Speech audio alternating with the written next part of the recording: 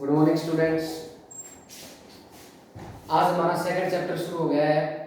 Electrostatics का first chapter खत्म हो चुका है। सेकंड चैप्टर हमारा जो है वो है इलेक्ट्रिक फील्ड और उसका जो टॉपिक है वो है पहला topic electric field intensity due to a point charge. Electric field intensity निकालनी है हमें ड्यू टू पॉइंट चार्ज निकालनी है। ठीक है, तो इस टॉपिक को करने से पहले कुछ एक बेसिक्स जो हमें पढ़ने होंगे, जैसे Coulomb's law, property of Coulomb's law, test charge, electric field, जो कि इस चैप्टर का नाम है इलेक्ट्रिक फील्ड। ठीक है, इलेक्ट्रिक फील्ड इंटेंसिटी। ठीक है, ये पांच कुछ बेसिक से टॉपिक अगर क्लियर हो जाते हैं तो electric field intensity due to a point charge हमारे लिए इजी हो जाएगा। ठीक है, तो शुरू करते हैं कूलम्ब्स लॉ से। According to Coulomb's law, first chapter में हमने पढ़ा था क्या होता है कूलम्ब्स लॉ। कूलम्ब्स लॉ ने क्या बताया था, कोई भी दो पॉइंट चार्ज हमने कंसीडर किए थे, फर्स्टली q1, सेकेंडली q2। ठीक है, और उनके बीच का डिस्टेंस कितना था r। ठीक है, तो इनके बीच जो हमारा फोर्स ऑफ इंटरेक्शन जो हमारा निकला था वो कितना निकला था, F is equal to 1/4 pi epsilon naught q1 q2 divided by r square. यही था ना Coulomb's law. The force of interaction is directly proportional to the product of their charges and inversely proportional to the square of distance between them। ठीक है, ये तो हमारा Coulomb's law था। Properties of Coulomb's, ठीक है, बहुत सी प्रॉपर्टी है, लेकिन एक ही प्रॉपर्टी हमें याद रखनी है जो कि यहाँ पर यूज होगी। ठीक है, जो कि इंपॉर्टेंट भी है। वो क्या है कि कूलम्ब्स लॉ की एक प्रॉपर्टी ये भी है कि ये कौन सा फोर्स है, ये सेंट्रल फोर्स है। कौन सा फोर्स है, सेंट्रल फोर्स।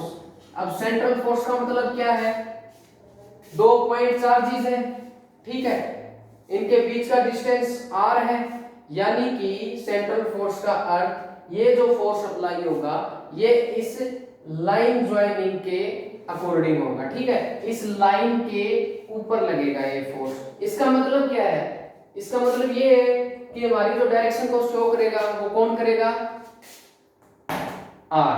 ठीक है, कौन शो करेगा डायरेक्शन, r। ये पढ़ूंगा मैं किसके अंदर, electric field intensity in vector form. जैसे Coulomb's law in vector form हमने पढ़ा था।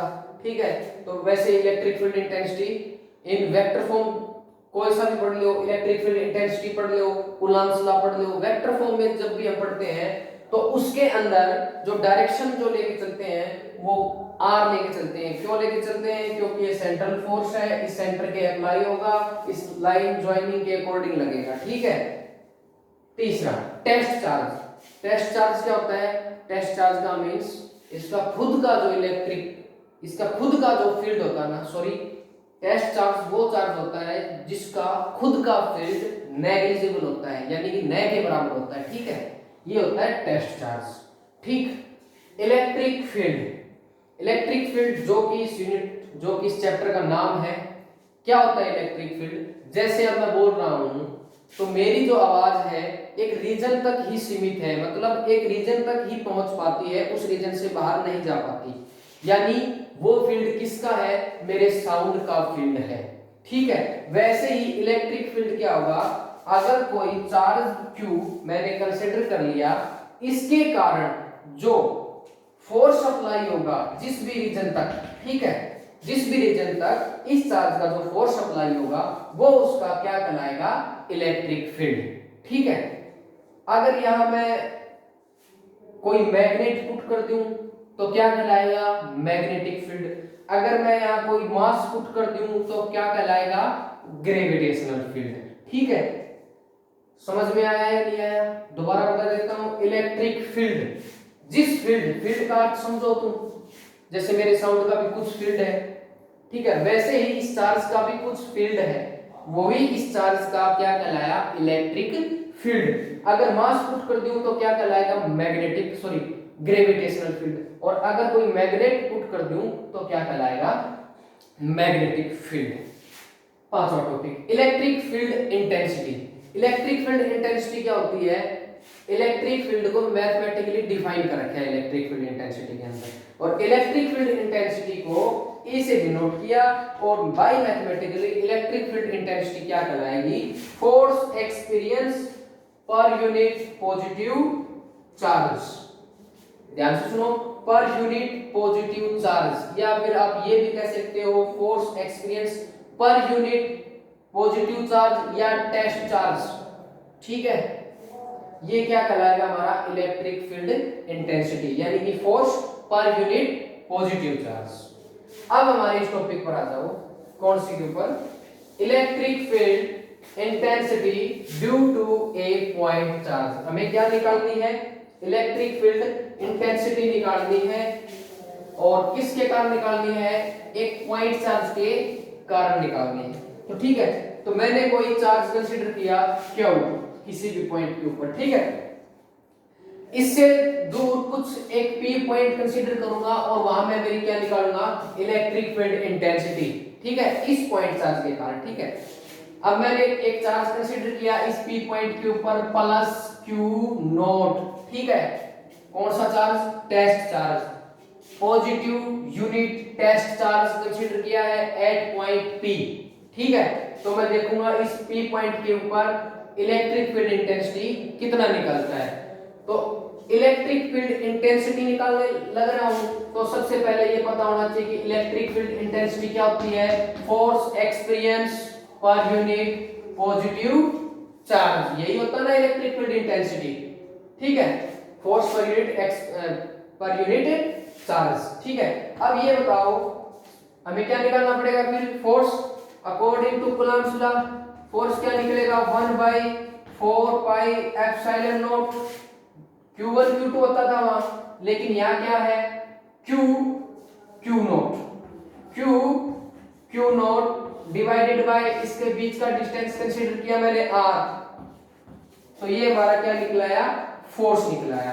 ठीक है, इस इक्वेशन के अंदर पुट कर दो, हमारा electric field intensity due to a point charge निकल आएगा। ठीक है, फोर्स का वैल्यू ये रहा 1/4 pi epsilon naught Q not divided by r square और डिवाइडेड बाय पर यूनिट क्या होता है, पॉजिटिव चार्ज। Q नॉट से Q नॉट कैंसिल, तो हमारा जो एट लास्ट जो हमें चाहिए था इलेक्ट्रिक फील्ड इंटेंसिटी वो क्या निकला, 1/4 pi epsilon naught Q divided by r square. ये हमारा क्या निकल गया, electric field intensity due to a point charge. ठीक है, अगर electric field intensity due to a point charge in vector form के अंदर निकालूं, ठीक है, तो वेक्टर फॉर्म के अंदर अगर निकालनी है मेरे को, तो सीधी सी बात है भाई, वेक्टर क्या चीज होती है, बताओ, वेक्टर क्या होता है, जिसका मैग्नीट्यूड भी हो डायरेक्शन भी हो, उस दिन भी बताया था,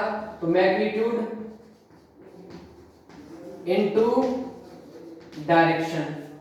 ठीक है, किसका निकालने लग रहा हूं, इलेक्ट्रिक फील्ड इंटेंसिटी का, तो इलेक्ट्रिक फील्ड इंटेंसिटी का निकालूं तो E से डिनोट करूंगा, E का vector is equal to E का मैग्नीट्यूड और इनटू डायरेक्शन, डायरेक्शन कौन शो करेगा, r कैप।